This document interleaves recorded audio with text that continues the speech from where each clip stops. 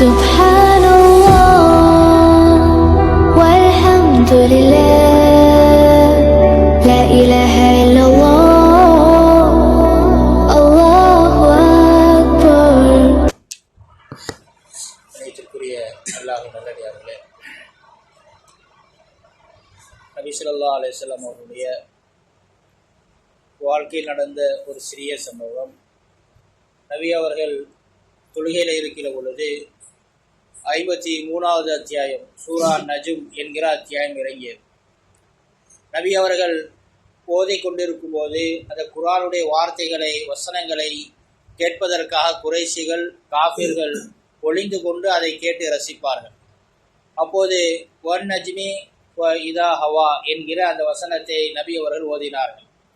சந்திரன் மீது சத்தியமாக அது கீழே விழுகிற பொழுது என்று கியாமத் நாளுடைய சில அடையாளங்களையும் அல்லாஹு தஆலா அதிலே கூறி, நபி ஸல்லல்லாஹு அலைஹி வஸல்லம் அவர்கள் மேராஜ் சென்றிருந்த போது நடந்த சம்பவங்களையும் அந்த வசனங்களில் சிலவற்றை கூறி, பிறகு குறைஷிகள் வணங்கி கொண்டிருந்த அந்த தெய்வங்களை பற்றி அல்லாஹ் குறிப்பிடுவான்.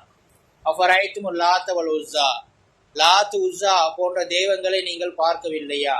வல் மனாத் சாலிசத்துல் உக்ரா, அதே போல மனாத் என்ற தெய்வத்தை பார்க்கவில்லையா? இதெல்லாம் நீங்கள் கற்பனை செய்து கொண்டவை, அவைகளால் எதுவுமே உருவாக்க முடியாது என்று அந்த வசனங்கள் வருகிறது. அப்போ வசனங்களை குறைஷிகள் கேட்டிருக்கும் போது அங்கே ஷைத்தான் அந்த இடத்திலே ஆஜரானான்.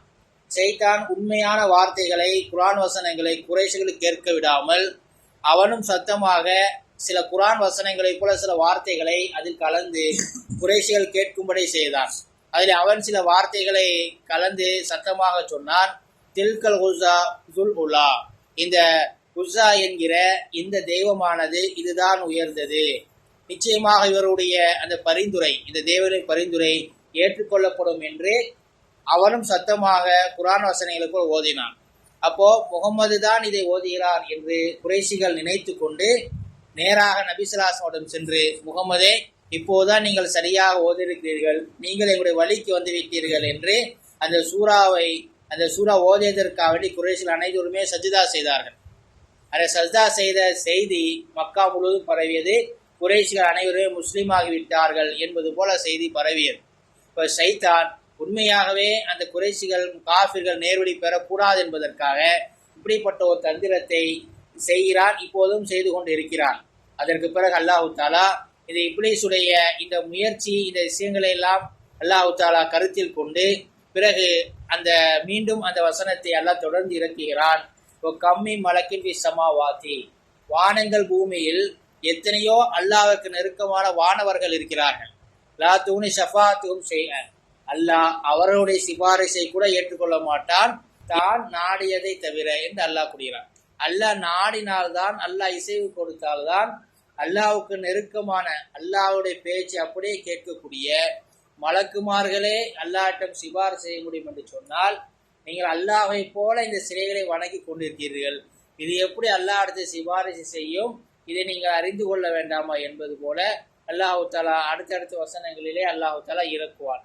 இதிலிருந்து தெரிவது என்னவென்று சொன்னால், பொதுவாகவே உண்மையான செய்திகள், அல்லாஹுடைய அந்த உண்மையான விஷயங்கள், வேத வசனங்கள் நம்முடைய காதில் வராதபடிக்கு நமக்கு அதிகமாக பாட்டுகளாக இருந்தாலும் இசைகளாக இருந்தாலும் குர்ஆன் வசனங்களோட அதுதான் நம்முடைய காதலுக்கு அதிகமாக வரும். ஷைத்தான் அப்படித்தான் கேட்க செய்வான். இசை என்பது ஷைத்தானுடைய வார்த்தைகள், ஷைத்தானுடைய விபச்சாரத்திற்கு அழைத்து செல்வதற்கான அந்த வழி என்பதை புரிந்து கொள்ள வேண்டும்.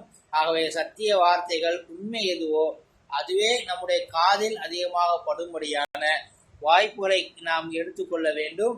மற்ற அசத்தியமான விஷயங்கள் உள்ளே சென்று விட்டால், சத்தியமான விஷயங்கள் மறைக்கப்பட்டு விட்டு உள்ளங்கள் கருமையாகி உண்மைகள் தெரியாமல் போயிடும். அல்லாஹ் தஆலா அப்படிப்பட்ட நிலையிலிருந்து நம் அனைவரையும் அல்லாஹ் பாதுகாப்பானாக.